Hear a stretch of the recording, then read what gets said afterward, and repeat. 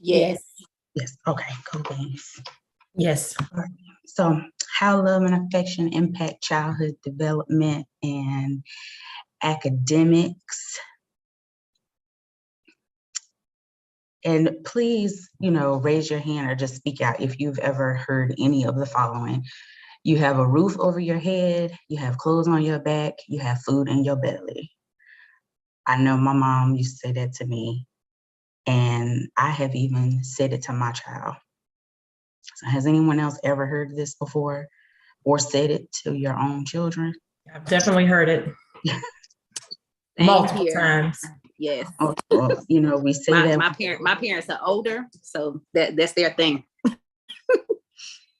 It's one of those things that, parents say we get caught in, and we have heard it in some form or another. Right? And we say that because, when you're a parent, you give so much. You're working your fingers to the bone. Usually you're trying the best that you can, when you're really invested in your children. And sometimes it's like they're still not happy. And what else is it that they need from us when I'm giving you all of this? Right? But I just want us to think about, we as adults, how do we know when someone cares for us, when they actually like being with us and is proud of the things that we accomplish? And just thinking, you don't have to answer, but do you know someone in your life who you love, but you don't actually like them? You don't have to answer that. Just think about it. Is there anybody in your life that you do love, but you don't like them?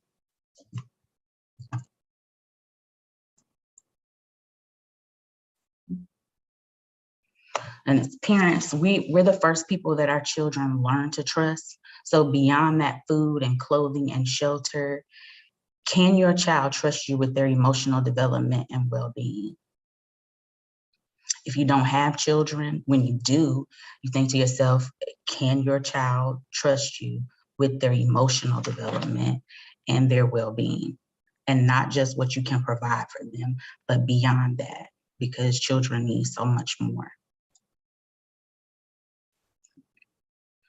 So if we look at the definitions here, the definition of love, and strong affection for another, arising out of kinship or personal ties. Think about maternal love for a child. And an affection, a feeling of liking and caring for someone or something, tender attachment and fondness. And I want to bring attention to those words, tender and fondness and affection and kinship. We think about those things. If we think about, what do those words look like? If we were asked to draw them, what type of things would we draw to represent tenderness and fondness and kinship?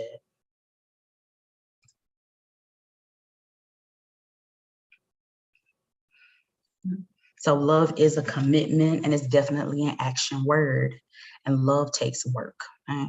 And usually we think of love and work in terms of our own personal relationships as adults, our friends, our mates. But part of the work of love is affection, and that also extends to our children. And affection is the kind of love that leaves you feeling close, safe, and cared for. So there are many parents, there are many people who have children and they're providing for them, but that child does not feel care. They don't feel close to that parent or really cared for by that parent beyond those basic necessities. So I want to bring your attention to Bronfenbrenner's ecological system. So students' academic achievement is directly connected to their relationships. We see here we have the child in the middle, and this is their microsystem. So the microsystem is all of those things that are right by them, their family, their school environment, their friends, what church or religious organizations, daycare facilities, even the neighborhood playground. All of these are right in the child's microsystem. And if you take a look at the arrows, how everything is coming down because everything eventually comes in to affect the child. So we have our mesosystem outside of that, which can include health services and even peers can be a part of that. And then we have that exosystem, the extended families and neighbors, the parents' economic situation. So if the parent is going through something like we all are in a pandemic and have experienced a pandemic, whatever stress that the parent had directly affects the child. Schools closing down and closing for an entire year. All of these things, these affected the parents and how they ran their household. And then they had effects on the children as well. There's an increase in children who have anxiety, who don't feel that they can go back into the school building. There's children who are back in school buildings and they're not functioning well because they've been out so long. And then there are all these other stressors, and you have the environmental changes that occur just over the course of life. And everything comes down and directly affects the child. So when we think about students being in school and our children being in school, you have to ask yourself what other things may be going on in that child's life. When we're educators, and then as far as parents, our children, they don't tell us everything all the time. So a part of that caring is being involved and finding out what's happening at the school level that could create stressors that affect your child in the home.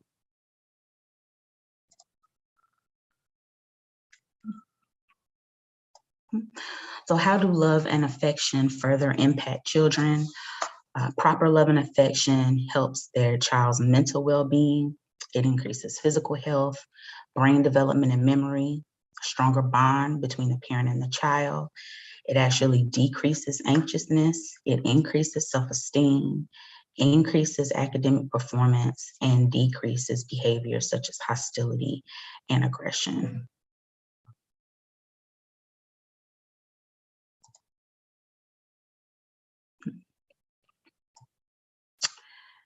And up here at the top, what we ingest, we manifest. And that is true across different things. Depends on, what you spend your time looking at, it becomes a part of you. So if children are in environments where they're ingesting, not able to ingest love, not able to ingest affection because they're not receiving those things, then they have a difficult time processing their own emotions.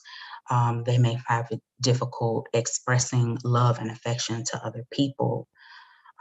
Even a lack of love and affection affects people physically into adulthood.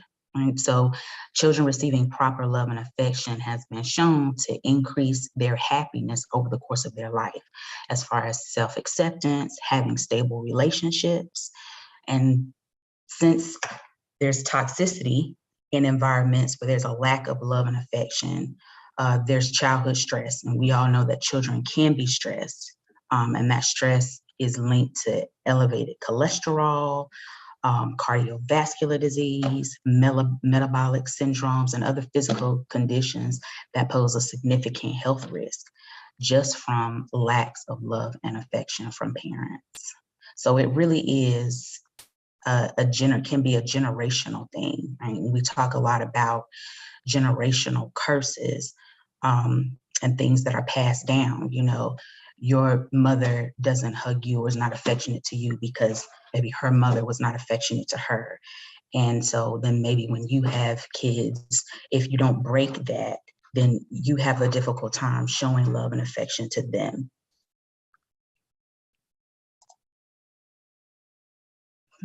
So what can we do? We want to keep up the hugs.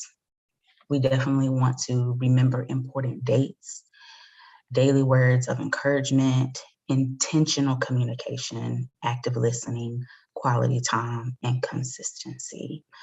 And the one of these that sticks out for me is that intentional communication.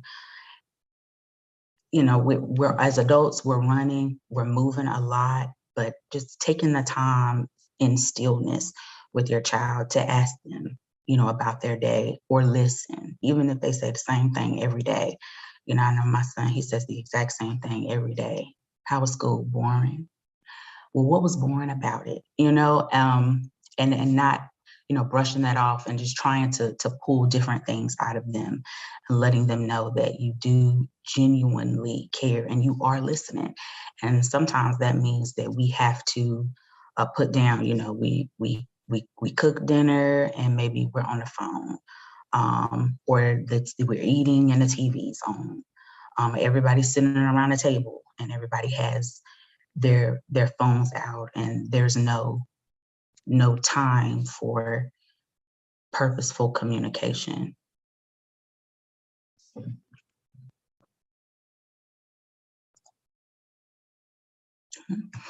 I want to take a look at Gottman's destructive communication module, and I have over here on the side, being the parent does not mean always being right.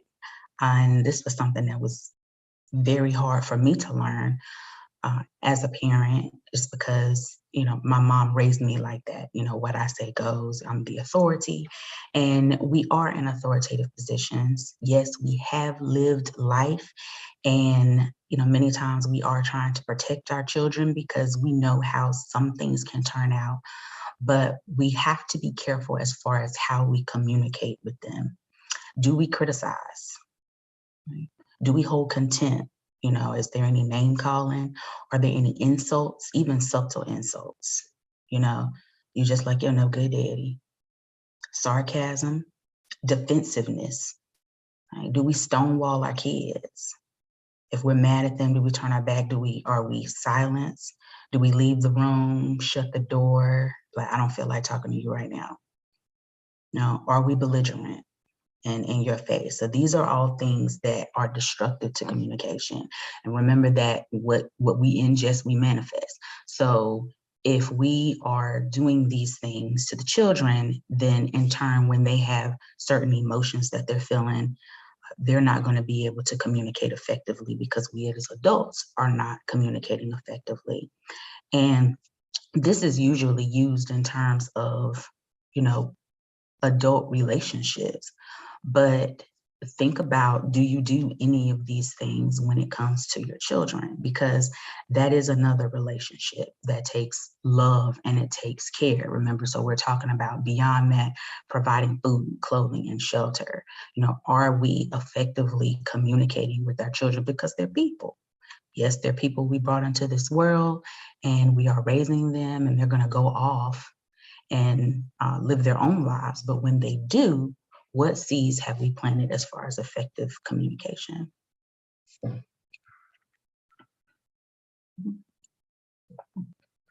And I see this sometimes, like in the school setting, you know, being in the classroom setting, when it comes to correction and things like that.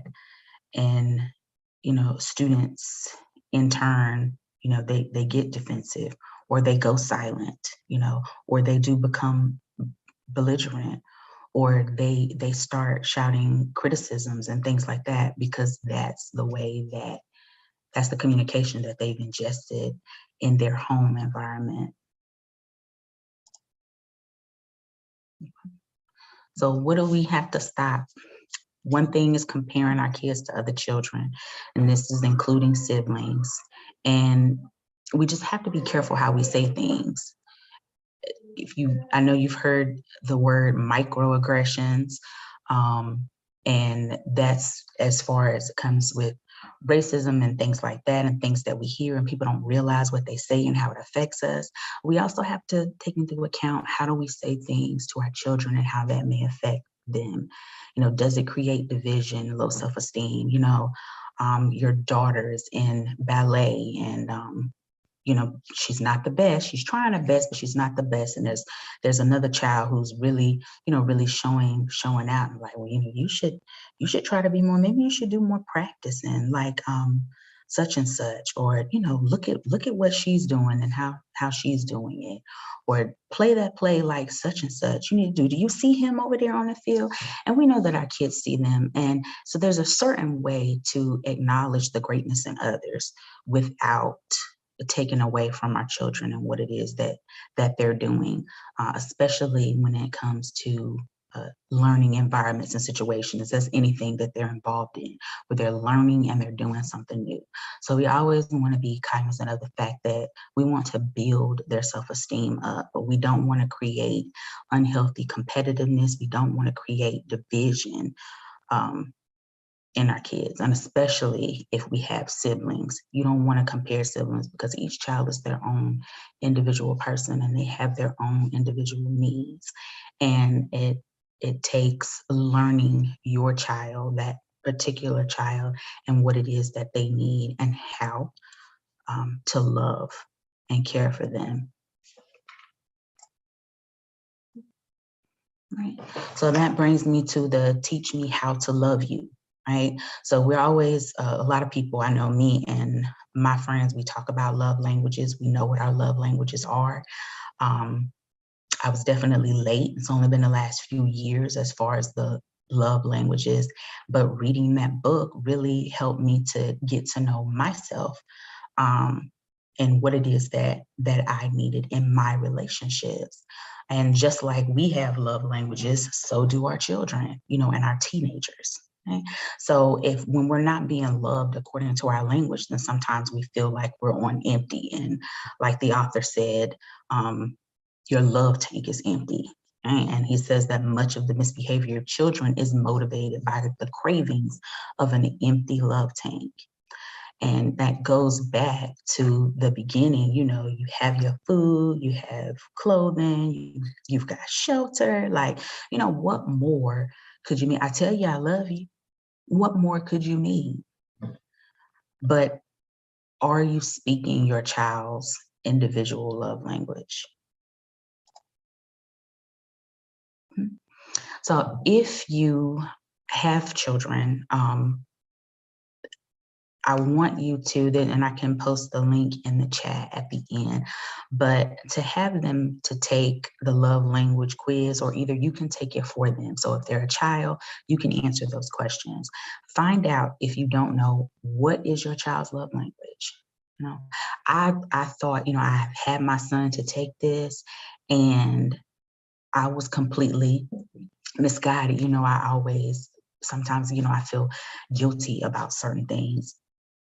And so I will, I give him a gift. Okay, a gift card, put a little something on his Cash App, and he's always so thankful. He's, oh, Mom, thank you, Mom, this is great.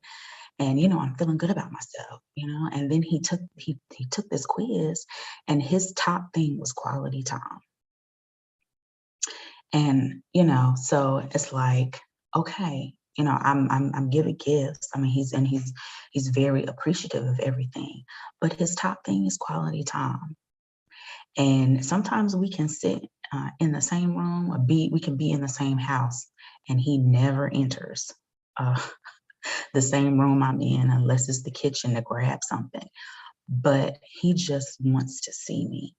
He just wants to know that I'm there. So I was misguided on exactly what it was that he needed. And I was giving something else that wasn't speaking directly to him. Quality time is his thing. And next is words of affirmation. So we have this thing, we text every morning and every night, have a great day, and I love you, and handsome, you're wonderful, you're the best, just whatever, just lifting him up for his day, and then letting him know that I love him before he goes to sleep at night. And taking the time picking him up from school. So actually this bus shutdown that happened, it's been a blessing for us. Just spending that time, me and him in the car, and talking each day. But is there a chance that you may be misguided in what your child's love language is? And if you know what their love language is. Are you serving that? If that's not your love language, sometimes we have a hard time. Quality time that's not mine. Okay. So if your child's love language is different from your own, are you practicing giving them love how they need it? And sometimes it can be difficult to love people in a different way because that's not how we naturally love. So just some examples, sending texts just to say that you're thinking about them. If their love language is words of affirmation, or if you have a small child, of course, they don't have a phone, just taking the time. I know it's cliche, but in the movie, The Help, you is smart, you is kind, those things that we tell our children that we can tell them to build up their self-esteem if that's the way that they love. One-on-one story time, reading a bedtime story, going for a walk, dinner as a family, fixing a toy, helping with homework, teaching them something that you know. For kids who enjoy receiving gifts, special surprise. And when it comes to gifts, it's not about the amount, of course, it's just about the thought behind it. Sticker charts for accomplishments. If it's physical touch, of course, hugs, sitting close, holding hands, snuggling up and reading together, playing hair salon. If you have a child who's into hair, and who likes to play in your hair, maybe y'all do each other hair, fix each other up, make each other, beautiful and take pictures. Just little things depending on where your child's love language is, and also what their interests are and how to merge the two. And that's a part of that love. So when we think about our own personal relationships as adults, we want a partner who's gonna speak our love language, but also who knows us enough to where there's some things that are just, we don't have to ask for, like it's known because they know what you like, you know what they like. And sometimes you have to teach people how to love you. But children don't know how to teach people how to love them. So we have to invest that time to find out how to love them.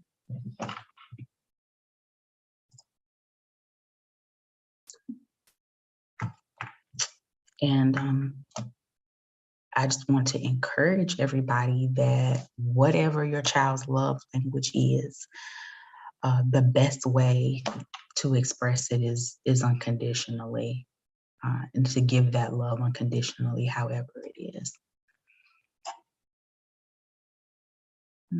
And these are 2 books that I would recommend if there's been any type of a breakdown, or if there's something you just can't figure out, or you need to strengthen a relationship. Once you find out what your child's love language is, you can take the free quiz, but if you would like to read the book, I would recommend these 2. And I do have references. And are there any questions or comments or any slides that I can revisit?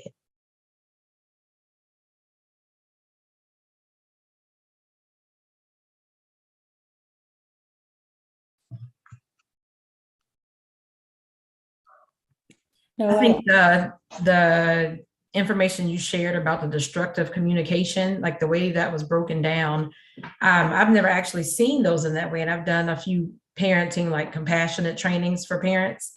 And I haven't seen that, what was it, Gottman's destructive communication? Yes. I think that was really good information to share, because that was new to me. So thank you for that. Thank you. Yes. You're welcome. And I was going to say, I like the love language chart. I think I'm going to download and use that.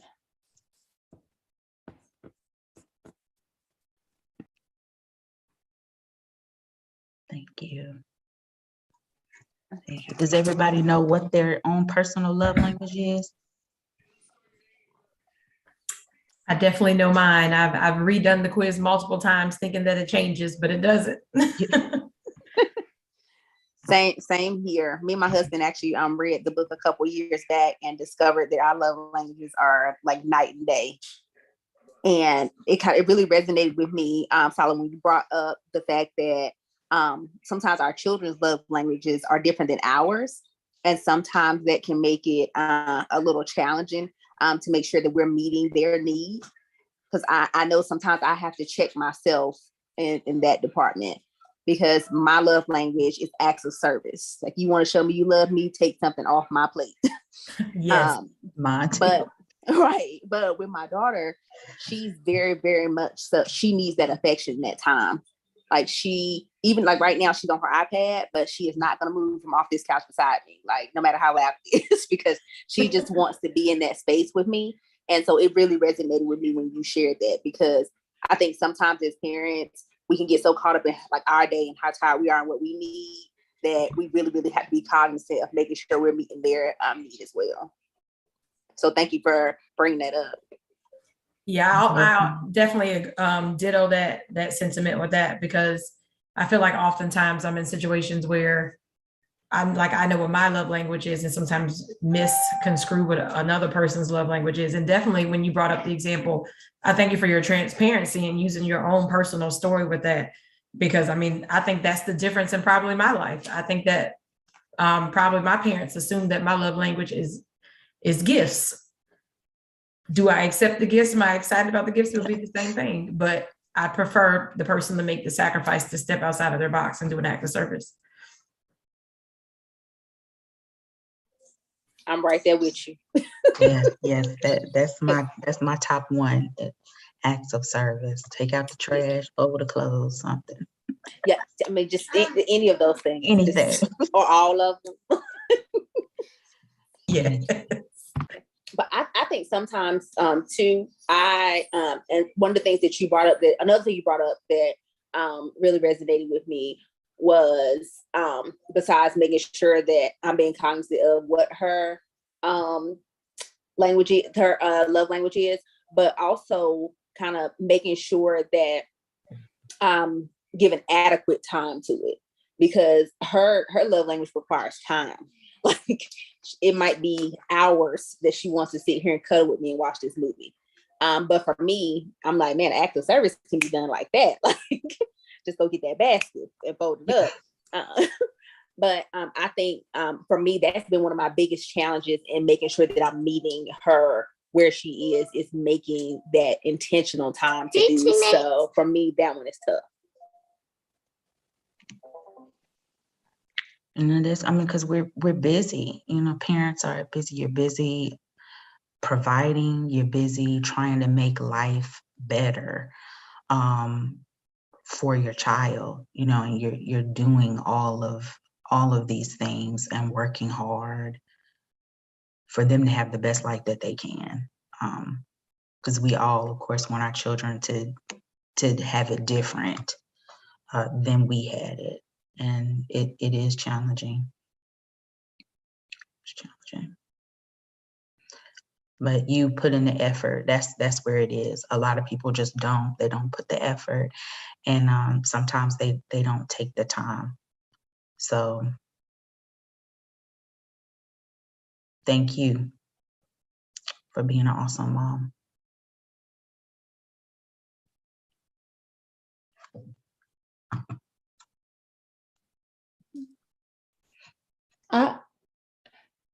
I asked if Miranda could kind of do a 15-minute of Marion's house before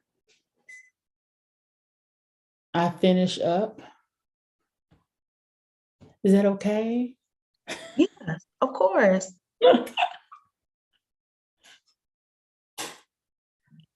Of course.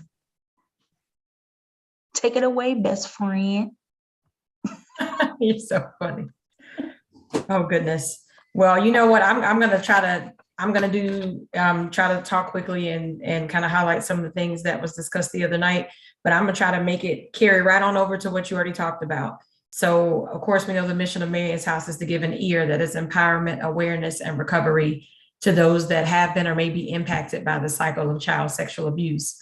But in this case, one of the things we talked about was why are children groomed? We discussed what is grooming. Grooming is basically a form of manipulation that is used by pedophiles or those perpetrators. They're grooming the parents, they're grooming the child in order for a person to let their guard down. So think about what Natasha just talked about and those aspects of being a compassionate parent, understanding your child's love language. What if you don't know your child's love language, but that pedophile does, and they're meeting that child's love language, so then they're able to gain their trust and then sexually assault them? What she described is exactly what happened to me. When I was sexually assaulted by my mother's girlfriend at 6 and 7 years old, my mother was not an affectionate parent. That's not the way she was. But as a child, I desired affection. I desired the level of quality time that she couldn't provide working 3 jobs. But her girlfriend who was in the home could. She was the person at home with me when I would get home from school. So she used that to do acts of service with me, which is my number 1 love language, right? She was combing my hair and making me feel beautiful all the time. All of these are ways to groom me and my mother. So my mom saw it as, this person loves me. This person cares about me because she's doing these acts of service. But she was using that grooming technique in this particular case. Instead of giving me a gift or buying me candy, she was doing something I would love. I wanted to feel pretty. Why? Because I was a child that at 3 years old had already been sexually abused by my aunt's husband and had already been struggling with whether my body was important, whether I was beautiful, whether I was tainted or not. So I was already struggling with self-esteem issues really between the ages of from 3 until I met this woman who then made me feel beautiful. So then I let my guard down because I was a child. I'm thinking I'm getting regular parental affection. So then that's how this woman was able to come in and then sexually abuse me and my mom not know what was going on at that time. So the why of Marion's House, I just pretty much just gave you that why. Marion's House, the reason I started the organization was because this is my story. It's my life. I am a 2-time survivor of child sexual abuse, at 3 by a male and at the age of 6 and 7 by a female.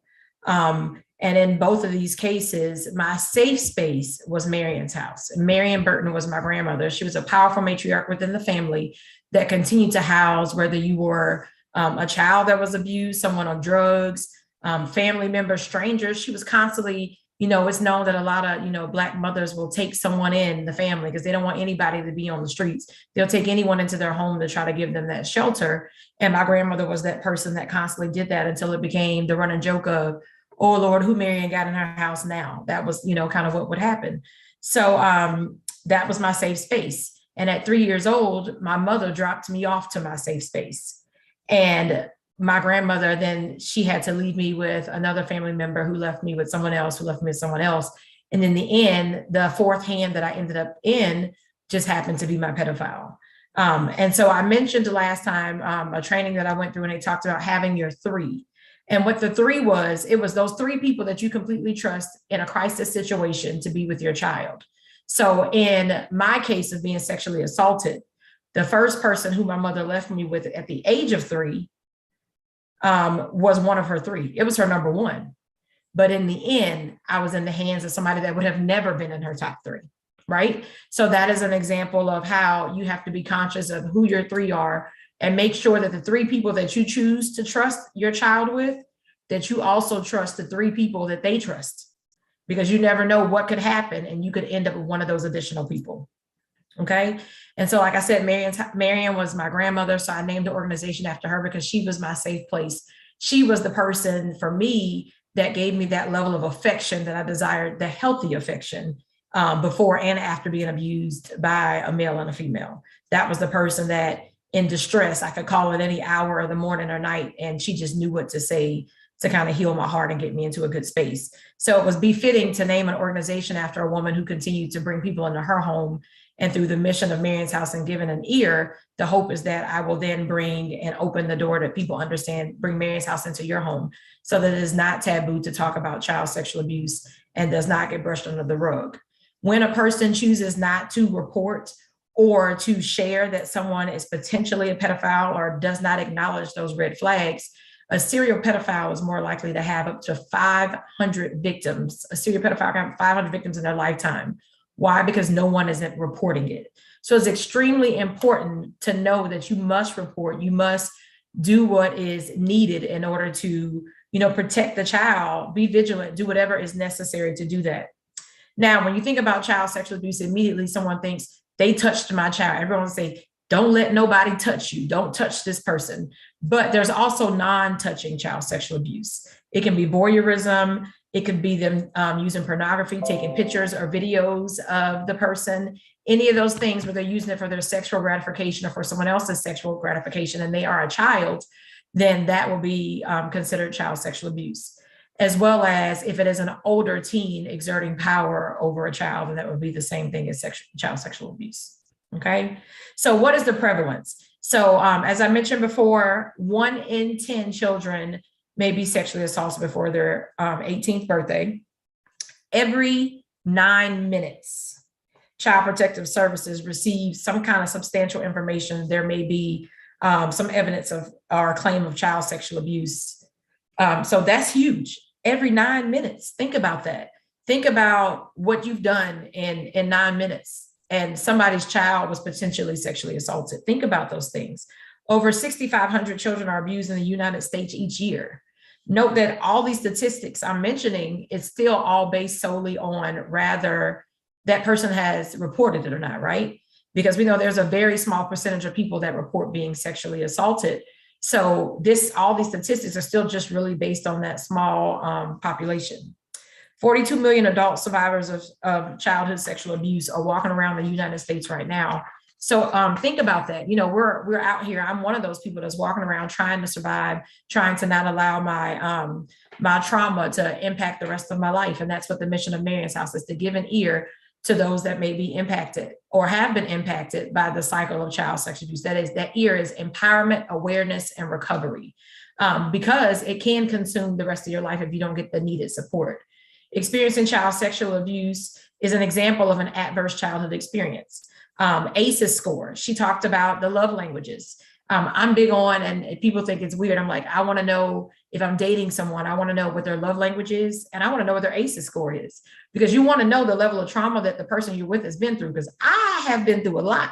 So I need to know who I am putting myself in a place with it, because we may not be able to handle each other's trauma, right? So you need to know these things. So think about a child. They're dealing with all of these potential adverse childhood experience from child sexual abuse, lack of food, neglect, homelessness, watching or being exposed to domestic violence. In my case, my mother, one of the pedophiles, the person that was sexually assaulting me, was physically abusing her. So me seeing that, how can she protect me? Of course, I wasn't going to say anything, because in my mind, number one, she was not able to protect herself at that time, even if it was by choice that she chose not to fight back. Number two, the first person that sexually assaulted me at 3 years old was not removed from the family. So even after pleading guilty and receiving a lesser sentence, he still was at every family function, because my aunt chose to continue to stay married to him until he became a repeat offender. Because like I said, a serial pedophile can have up to 500 victims in their lifetime because it's not reported and they're not removed from these situations. So think about when you report it and what that means. So within North Carolina and several of the areas, if a person is a registered sex offender, so if you have been in jail for being a sex offender, within 3 days of leaving the jail, they must register 3 days. So if you know someone that should be on the sex offenders list and they are not, you need to make a report as well. Also, the law prohibits them from supervising other people's children, which to me is a discrepancy. They should not be allowed to supervise even their own child, because if they are a pedophile and do not have access to someone else's child, they may begin to molest their own children, right? Because I have firsthand seen how that happens, okay? And then also, they cannot live within 100 feet of a particular area where children congregate. So for example, a school, a park, if there's a fairgrounds, they should not be living within 1,000 feet from that location. So if you know that these things are happening, then it must be reported. Remember, because they groom children, because they groom the families in order to make them feel comfortable, they may try to manipulate to get in those environments. They may be someone that if it's not reported working at a youth servicing organization, and if it's never been reported, you may not know that that's the person that's in your building. So you want to make sure that if you're putting your child in these organizations, that you are making sure they have policies in place, that the staff are trained at your church, at your youth servicing organizations. You want to make sure these people are trained to know how to protect that child. Just as important as it was to know the love language of the child and knowing how to be compassionate, we also want to know how to look out for other people that may not be compassionate, that may not have the same motive that we have. Now, looking at some of the statistics of Greensboro and some of the ratios that were listed for sex offenders, just kind of looking at the area, and like this is a ratio rather than the exact numbers. So for the state of North Carolina, the ratio is showing 514, but in Greensboro alone, it's 484. So think about the closeness of that ratio from the statewide and how high the number is for the city of Greensboro. Now, when you look at Guilford County, which is going to include more than just the city of Greensboro, it has a number of 549. So Guilford County as a whole has a higher ratio of instances of registered sex offenders than even the entire state of North Carolina. So think about that as you are, having your child and making sure that you're protecting them. And then also, what's next? What is the R? What can happen to a child from being sexually assaulted? Think about that. A child that has experienced childhood sexual abuse, there are several things that may happen to them. They may have body dysmorphism. They may, not like the way they look. They may think something's wrong with them. They may begin cutting their body. They may even start sex trafficking. That's one of the things that has been mentioned. So a lot of times a child that runs away from home, they have to find a way to survive. So if they ran away from home because they're trying to get away from an in-home pedophile, or because their parents did not listen or believe them when they disclosed that they were being sexually assaulted, that person may now think that, well, here I was giving my body away against my will. Now at least I'm choosing to give my body away and I'm getting paid for it to survive. So then that's a whole different way that they may look at it. And then it may be an older peer that chooses to groom them and say, hey, well, your family's struggling with food. This is the way you can get food. This is the way you can get these things. So imagine that rippling effect that can take place on a child just from being sexually abused, right? And then also think about, they may be suicidal, struggling with suicidal ideations. They may not know how to process these things depending on what they're dealing with. So it is extremely important that you make sure that child receives therapy.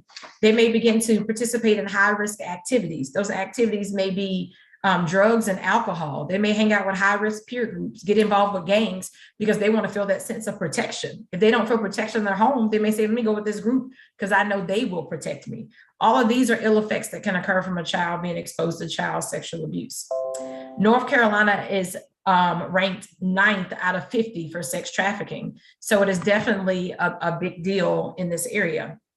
A child may also experience depression from being sexually abused because they're struggling with how to love themselves, how to cope, how to move forward.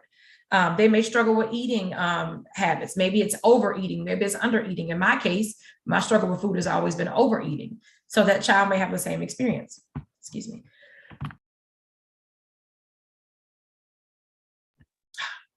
And then also, like I said, the increased risk of suicide. So what can you do to prevent it? Making sure that you stay vigilant, making sure that, like I said, the staff members and the organizations your child is associated with have professionals that are trained in this and know how to protect your child if it's a professional setting.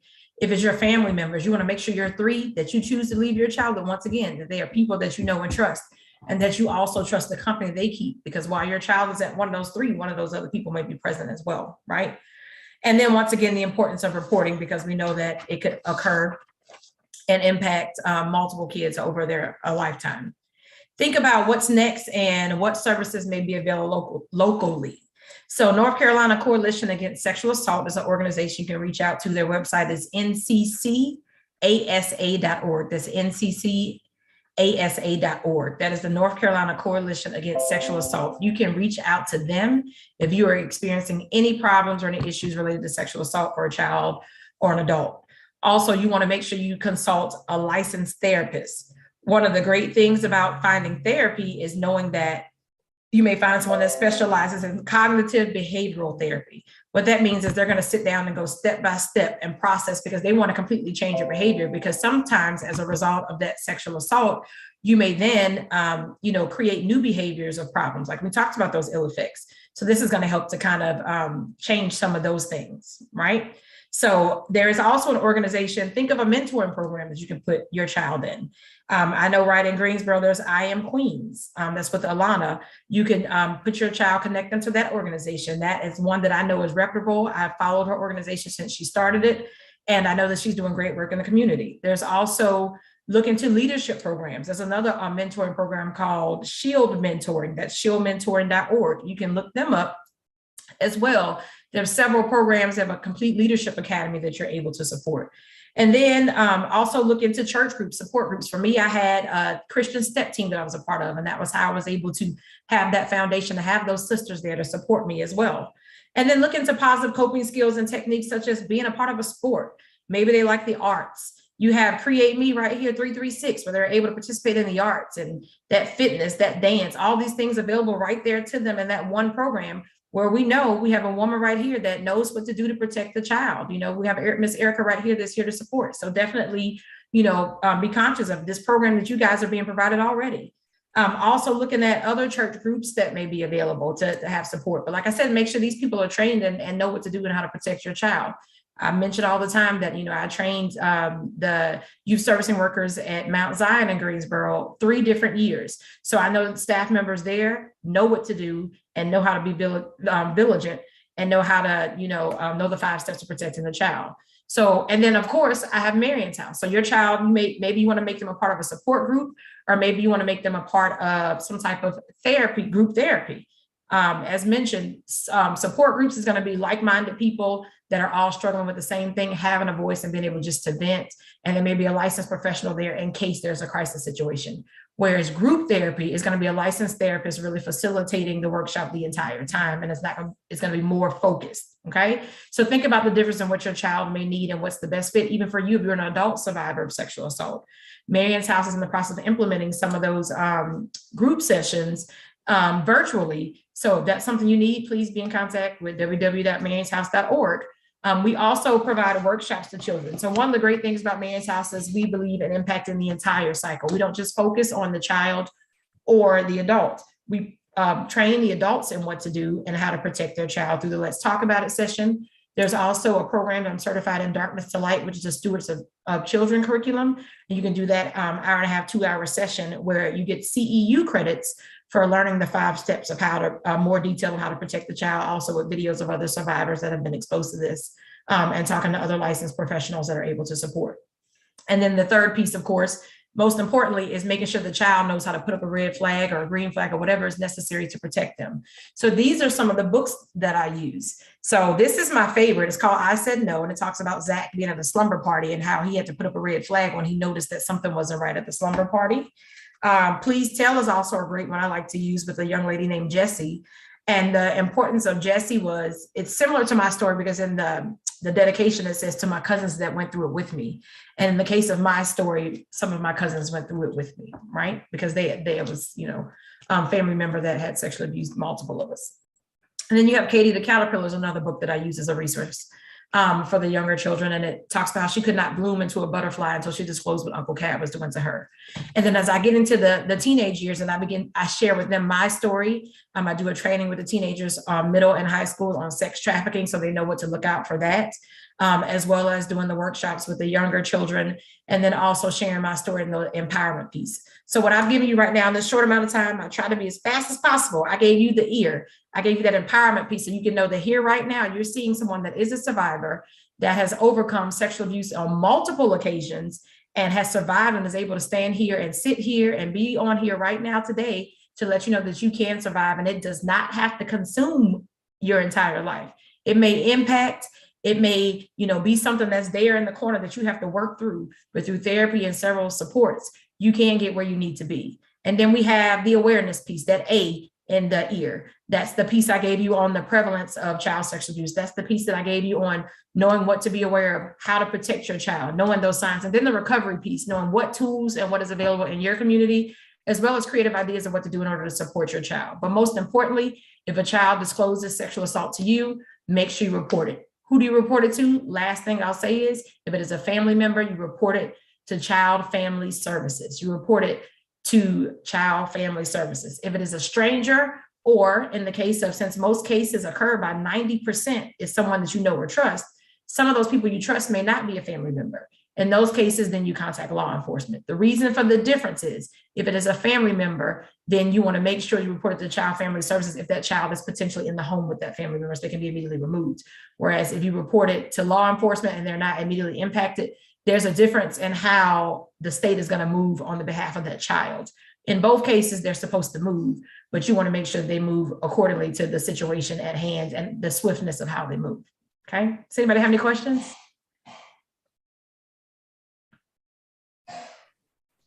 You know your stuff. Lord, I try to be quick. That was good. Thank you. Thank you. I don't have any questions. I don't have a question, but I want to thank you so much for not only sharing your program, but your transparency. Because I think that's a big piece of what's missing.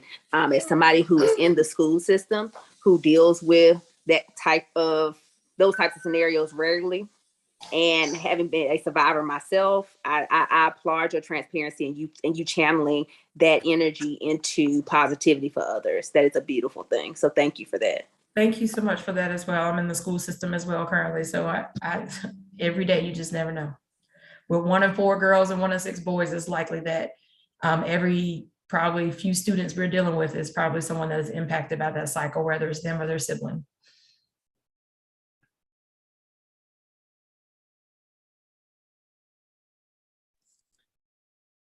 Anybody else? No? Well, thank you all first. Everybody on here has been a presenter, and I invited the entire after school, all the parents. I guess they had something to do. So I started the Dear Mom and Dad program. We have a box at Create Me, and it's called the I Care box. And inside the box, there's these little hearts, and it's sealed up so they can kind of write things on it and put it in the box. And I'm the only person, and they know not to put their name. So I'm the only person that can see it. Hold on a second. That can see and read it. Most of the time it's things that they want to talk to their parents about, but they're afraid of how the parent is going to react. So I'm kind of the middleman. So I invited them tonight because this is from this week. So what I'm asking from you all, I'm going to read them off. And if you all could give some suggestions. I have some, but I was so glad, Michelle, when you joined. I'm glad everybody's here, really, since they're not here. And, they can go back to YouTube and listen, or I may send it to them. Are you all okay with that? Okay. So the first one, and it's about 10 of them, so I'll try to go really quick, okay? Am I a part of you stressing? So if we can just have like a open discussion, like, but really kind of quick. So when the parents go back and listen to this, yeah. I think one way to approach that right off the back is explaining that there are different types of stress, and explaining, even if it's a birthday party and something positive, you have positive and negative stress. So they understand that, yes, you are the reason that I stress, but it's because I love you and I'm stressing about making sure that you're safe, making sure that you're well kept, making sure that you have everything that you need in order to be in a good space, maybe focusing on it in that way rather than stressing because of something negative. And I think this is where communication becomes such a beautiful thing, because I think sometimes as parents, we don't communicate to our children the cause behind our own emotions. And when we don't, we leave too much space for them to speculate. And oftentimes when they speculate, they're going off of our energy. And if we're stressed and we're coming home fussing and go do this and go do that, instead of actually communicating with them what's going on, then they're internalizing that as I did something. I caused that to happen. So one thing I have been encouraging parents to do, we've done quite a few parent webinars this month on trauma. And sometimes parents don't realize that causes trauma for children. Right. And sometimes and most of the time that's connected to a traumatic experience they've already had, because if a parent's doing that now, a parent's probably done that before, and other adults are doing that, and children just internalize over and over again, it's my fault, it's my fault, it's my fault. So I think that communication is so important. Even if you can't do it in that moment, taking time to talk to them about what the causes of your stress are. Kids understand, hey, the light bill is due. That makes sense to a kid. I have those conversations with my 7-year-old. Mommy's frustrated because I have to go do something I don't want to do right now. And even if it's something that simple, just easing their minds is important.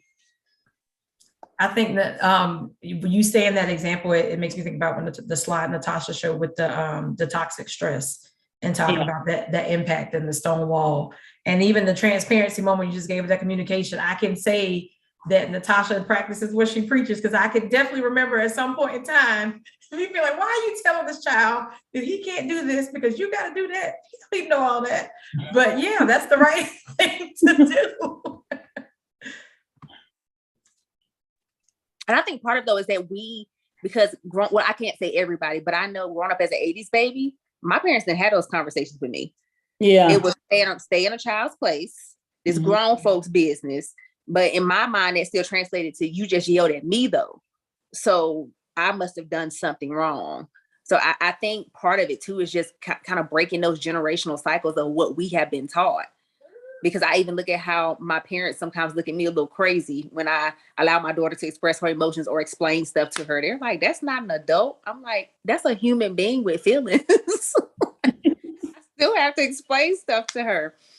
So I think part of it too is just going to be breaking those generational cycles of what's okay to talk with your children about. And I'm not saying tell them everything, but there are ways to help your children to not be the cause of your children's trauma. Because I keep saying one of my goals as a parent is to raise a kid who doesn't have to go to therapy and recover from me being her mama. Right. Okay. The next one. My dad fusses at me for no reason. When I saw that one, when I read that one, I was going to just suggest to the parents to, if there's an issue, explain why you're fussing, and maybe, go another route. But you all may have better advice.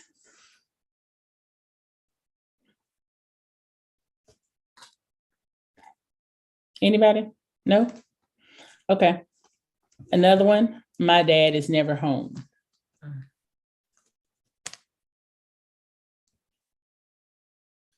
Well, we immediately know probably from that their love language is probably quality time, right? So filling in that gap and being intentional, like she mentioned about the, dinner time or just sitting in the same room together. Maybe it's being intentional about telling parents to be intentional and setting aside quality time each day with that child, even if it's 5 minutes, even if it's 10 minutes, just so they have the interaction. That was so perfectly said. I mean, when I say you're right in my head, because I was going to say helping that child to kind of restructure their thought about how much time dad has until what are we doing with the time that dad does have. But that's going to take, like you said, being intentional about it. And again, that communicating with the child. Hey, I understand I'm not home. I understand I'm working a lot, but when I'm here, let's do something together. Like, what do you want to do? Kind of thing.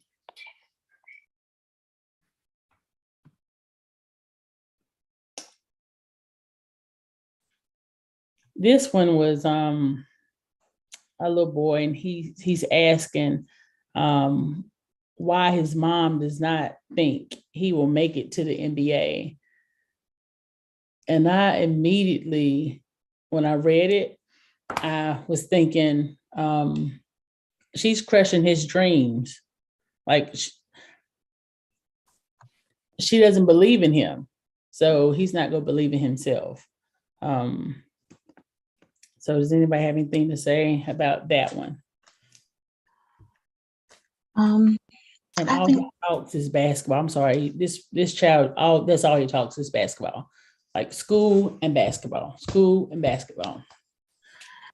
And that's, I mean, I think it's wonderful that he has that focus and that dream. I know as being a special education teacher, you know, we make goals and things for our students. And sometimes the goals of what they have, we look at their plan and they want to go to Harvard. And now we know, right? We know that that's a long shot, right? But nothing is impossible. What we have to do is, you know, support the goals. Before you get to the MBA, there's a lot of steps in between there. So I think that it's important for that parent to support those steps, because if you want to have that conversation about him not making it to the MBA, then that conversation is had in his junior and senior year, and he's not getting scared, you know, or his college, and nobody's coming to look at him, and maybe he's not going to the draft then. But there's so many steps in between there where that parent can be supportive. So, and not to crush that dream essentially, as you know, initially. I think that is so beautifully said. And I do this all the time, but I'm gonna play devil's advocate for mama.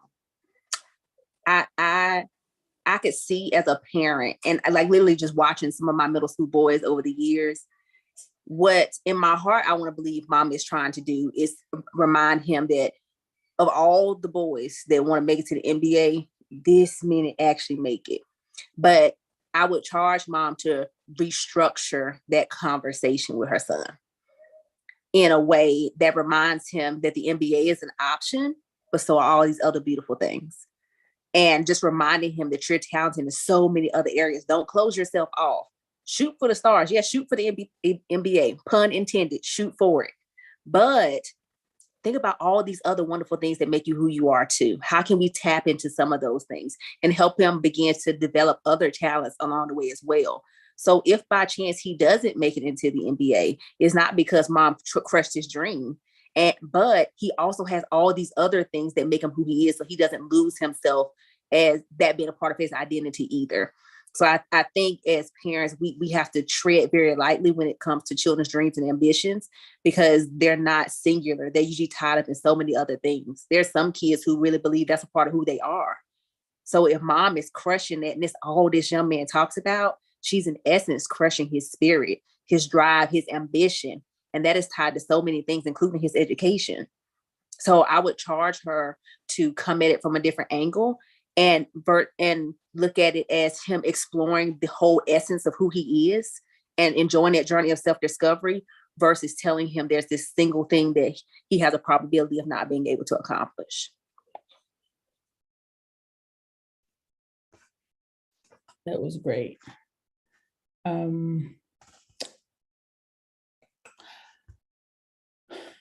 Skip that one. I want to see my dad every day.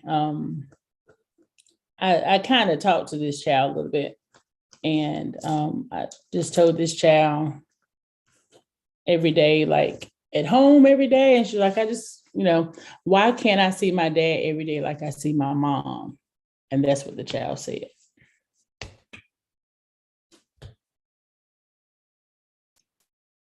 Any advice or suggestions on how a parent can answer that question? Speaking from just not having my biological dad in the home, and then raising my son without his father in the home, I think that it's important to create the space. Now, my son's father and I have not had the best relationship, but never have I kept his son from him for any reason, whether we're agreeing or not. And sometimes as adults, you know, we do that. We hold grudges and vendettas, and that trickles down to the kid. So even if it's on FaceTime, it's some kind of call just so that child can see his face. I'm not sure about the logistics of where dad is and how their schedules coordinate, but making a concerted effort, and hopefully the dad wants to see the child as much as the child wants to see the dad. And we don't know in this instance if that's the case. So then that mom having that conversation with the dad about his relationship with the child, and there's a time and place for everything, as far as honesty goes on your, but I knew very, very early on my dad's position and his place in my life, and had to come to terms with that. So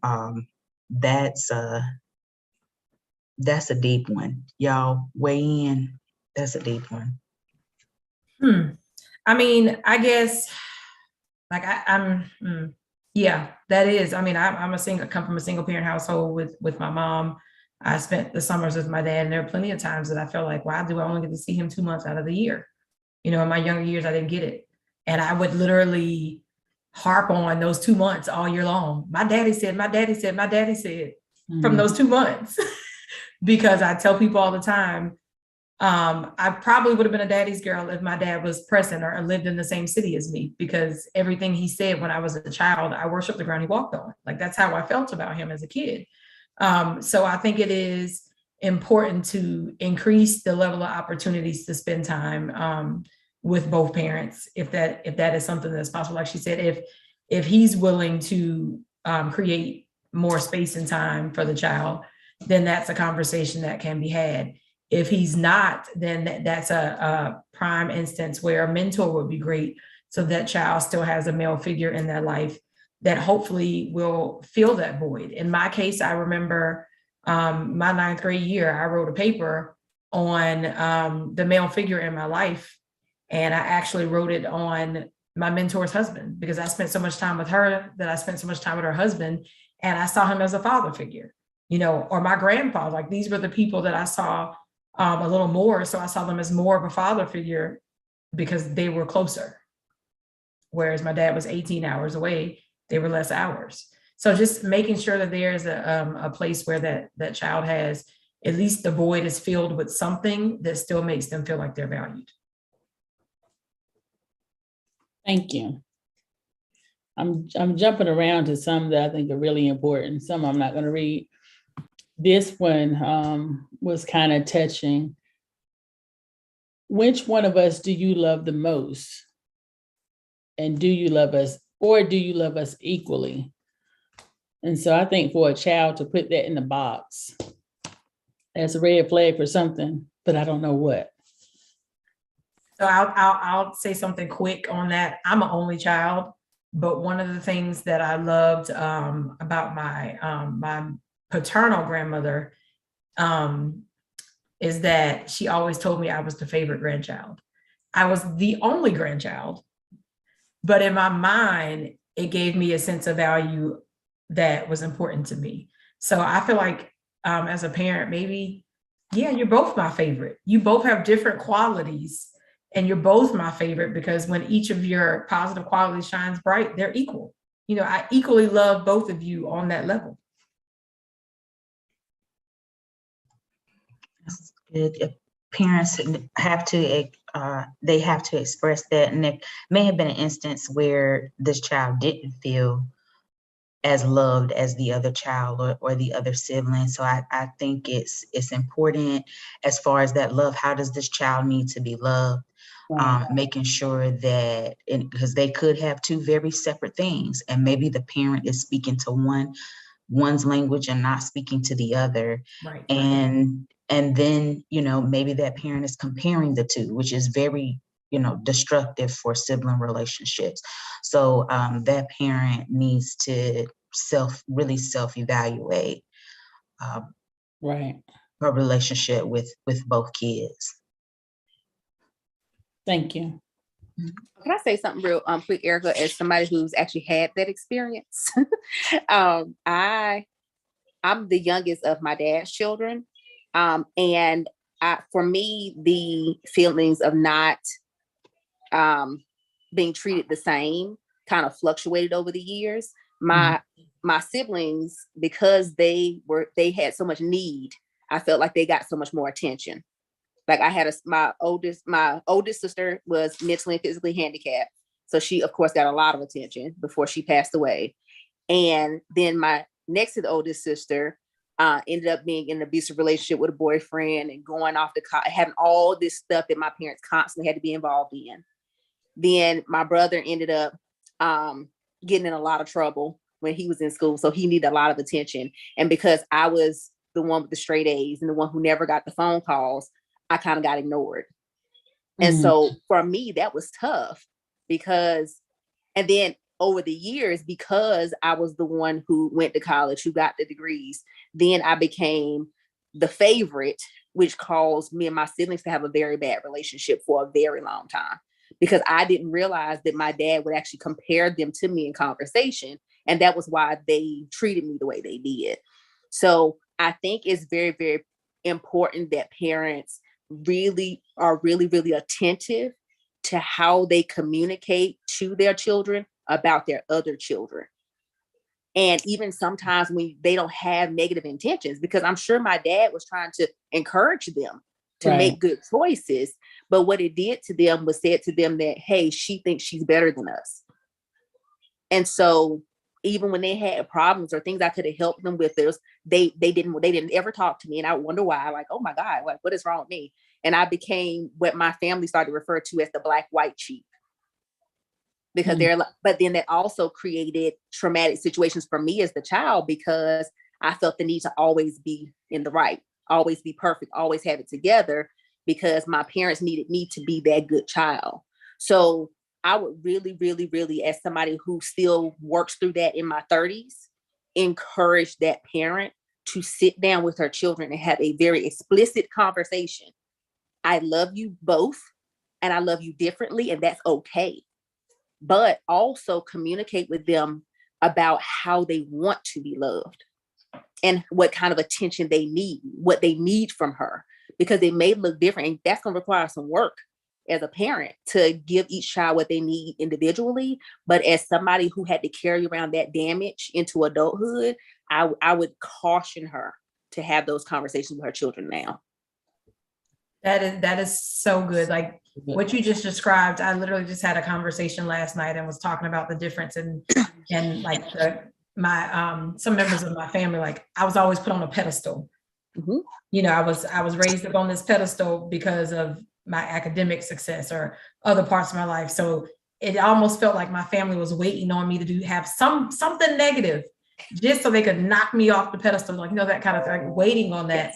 And it wasn't my fault that some of the senior family members put me there, because I didn't put myself on the pedestal. But in the same light, when you look at the younger years, because I was sexually assaulted at 3, I also got more attention because I needed that in those younger years. So then they had resentment with that, because they're like, well, she liked you more. You got more love. We didn't get that. But I was in a single parent household and they were in a 2-parent household. So it was just different dynamics. So what you said is extremely important. I agree. I think I'll do one more. They're all really good, but it's a lot of them. I say I'll just do 10.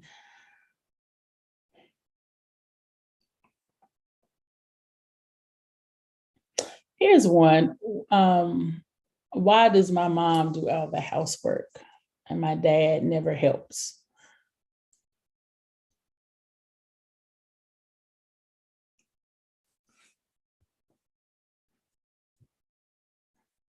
Any input on that one? I actually know someone that's one of the situations that she's been dealing with. So I think that in that case, I think that's a great opportunity to probably balance out some of those things so that the child is exposed to all people in the household being capable of doing everything, because you don't ever want a child to feel like because of who they are, they can't do something because, well, I don't have to do that, or I don't know how to do that, or I don't want to learn how to do that because they didn't have to do that. Like, I mean, it could be anything from cooking to any type of domestic work that's being done. So they're exposed to see that, just because I'm a woman doesn't mean I'm not strong enough to lift this, or just because I'm a man does not mean I don't have the skill set to be able to cook. I can tell you in my family, my dad is probably a better cook than my mom. Just as I've had, I've been exposed to both of their cooking styles. My dad is more creative and likes to really play with which is kind of how I am. Whereas my mom's gonna do the traditional set basic meal. So that's completely different, but you wouldn't know that if you would have been in the same household, because then somebody's going to take on a certain role that is not necessarily necessary. You know what I mean? Like it's an opportunity for both parties to do all things. Thank you. So I think that's it. I'm not, it's 8:25. And so, and